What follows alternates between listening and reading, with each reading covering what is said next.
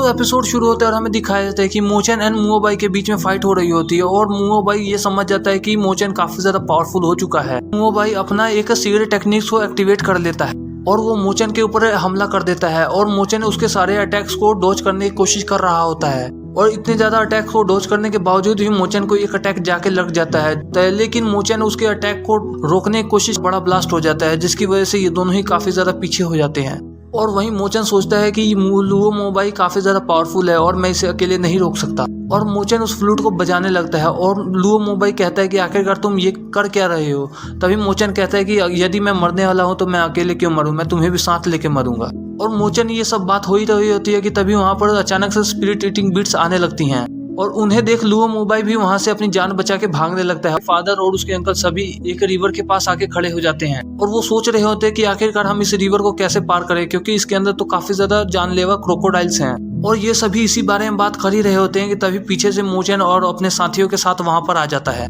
और मोचन आगे बढ़ते हुए कहता है कि इस रिवर को क्रॉस करना बहुत ही आसान है और वो कहता है कि मेरे पास एक प्लान है जिसके लिए मुझे कुछ लकड़ियां और कुछ क्रोकोडाइल चाहिए होंगे। और वो सभी उसके ऊपर चढ़ के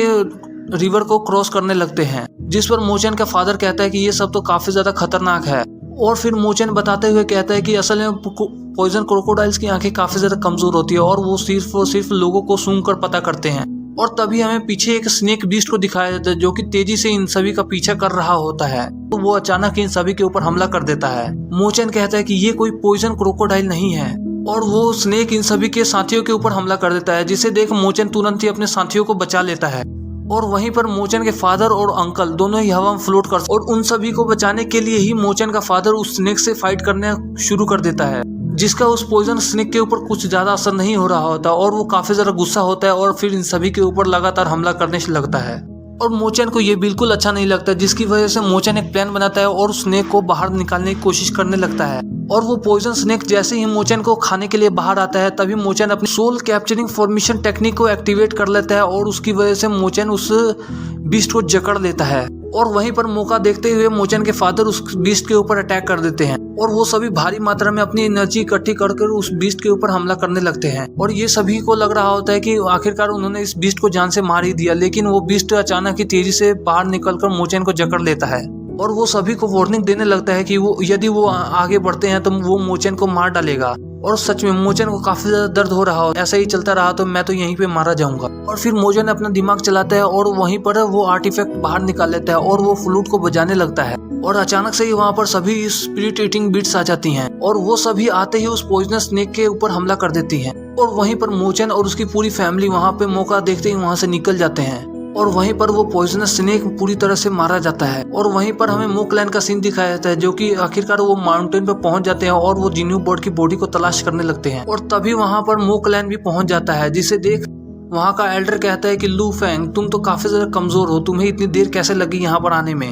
तभी मोचन के फादर उसे ताना मारते हुए कहते हैं कि तुम तो हमसे भी ज्यादा बेकार हो, तुम यहाँ पे काफी देर से हो लेकिन तभी भी तुम यहाँ पर कुछ नहीं ढूंढ पाए। और वो उन सभी को अपने रास्ते से हटने के लिए कहते हैं और फिर वहाँ पर वो सभी लोग एक दूसरे से फाइट करने के लिए पूरी तरह से तैयार हो जाते हैं। लुओ क्लैन के एल्डर ने भी अपने स्पिरिचुअल बीस्ट को समन कर लिया होता है और उसे ऐसा करता देख मुफेंग भी अपने फ्लेमी गर्ल को बाहर निकाल लेता है और फिर दोनों क्लैन के लीडर्स आपस में टकराना शुरू कर देते हैं, जिसकी वजह से वहाँ पर काफी ज्यादा डिस्ट्रक्शन होने लगता है और वहाँ पर बाकी सभी क्लैन मेंबर्स भी एक दूसरे से फाइट करने लगते हैं। और मोचन भी अपने फादर का साथ देते हुए उन सभी से फाइट करने लगता है और वहाँ पर फाइट हो ही रही होती है कि तभी अचानक से मोचन के हाथ में कॉपर आर्टिफैक्ट चमकना शुरू कर देता है और मोचन उस आर्टिफैक्ट को चमकता हुआ देख समझ जाता है कि जरूर जिन्यू बर्ड यहीं पर कहीं आसपास ही है। और फिर मोचन सीधे ही अपने अंकल से कहता है कि वो उसे कवर करे ताकि वो जिन्यू बर्ड की बॉडी को तलाश कर सके। और मोचन की ये सारी बातें सुन उसका अंकल मोचन को कवर करने लगता और उसका साथ देने लगता है। और ऊपर उन दोनों लीडर्स की फाइट हो ही रही होती है कि तभी उसकी नजर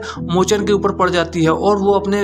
लड़के से कहता है कि तुम इसका मोचन का पीछा करो। और अपने फादर का हुक्म सुन लुओ मोबाई भी मोचन का पीछा करना शुरू कर देता है और वहाँ पर थोड़ी देर बाद ही मोचन उस चोटी पर पहुंच जाता है और मोचन फिर से उस आर्टिफैक्ट को देखता है और कहता है कि सच में ये मैं तो जिन्यू बर्ड के बॉडी के पास काफी ज्यादा पास हूँ, क्योंकि ये आर्टिफैक्ट को देखकर ऐसा लग रहा है कि ये काफी ज्यादा चमक रहा है। और मोचन के सामने सीधे ही एक बड़ी सी खाई होती है। मोचन देखकर ये समझ जाता है कि जरूर जिन्यू बर्ड यहीं पे होगा और तभी मोचन कुछ सोच पाता, लेकिन तभी वहां से लुओ मोबाई मोचन के ऊपर अटैक कर देता है जिसे मोचन काफी आसानी से डॉज कर लेता है। और फिर मोचन अपनी पावर को एक्टिवेट करते हुए कहता है कि मुझे इससे अपना पीछा जरूर किसी भी हालत में छुड़वाना ही होगा। और वहीं लुओ मोबाई अपने फ्लेम ईगल का इस्तेमाल करते हुए मोचन के ऊपर लगातार हमला करना शुरू कर देता है, जिसे डॉज करते हुए मोचन जान के खाई में गिर जाता है। लुओ मोबाई को इस बात पे पूरा शक हो जाता है कि मोचन इतनी जल्दी से आसानी से हार तो नहीं मान सकता, और ये सब सोच लुओ मोबाई भी उस खाई के अंदर कूद जाता है। वहीं उस खाई में हमें मोचन को दिखाया जाता है जो कि उस कॉपर आर्टिफैक्ट का इस्तेमाल करते हुए जिनी बर्ड की बॉडी को तलाश कर रहा होता है,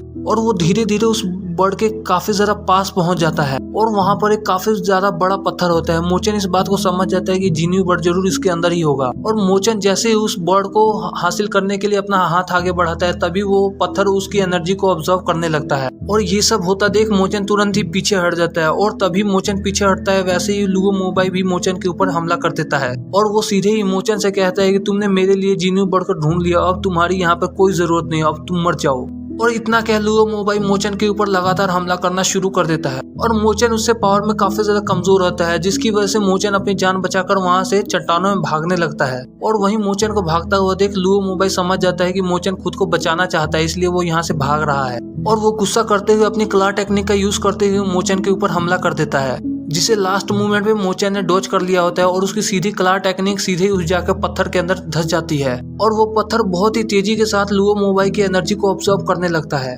जिसे देख लुओ मोबाई काफी ज्यादा हैरान हो जाता है कि आखिरकार यहाँ पर हो क्या रहा है। और फिर मोचन उसे बताते हुए कहता है कि ये जरूर जिन्यू बर्ड ही है जो कि तुम्हारी एनर्जी को ऑब्जर्व कर रहा है। और लुओ मोबाई अपने दूसरे पाम का यूज करते हुए खुद को आजाद करा लेता है, और तभी अचानक से उस पत्थर के अंदर बहुत सारे क्रैक आना शुरू हो जाते हैं, और उसके साथ ही वो पत्थर पूरी तरह से ब्लास्ट हो जाता है। और फिर वो जैसे ही पत्थर ब्लास्ट होता है तो उसके अंदर से एक सुंदर सा अंडा बाहर निकल जाता है, जिसे देख लुओ मोबाई और मोचन काफी ज्यादा खुश हो जाते हैं और चौकन्ने हो जाते हैं। और इसके साथ ही हमारा ये एपिसोड यहीं पे खत्म हो जाता है।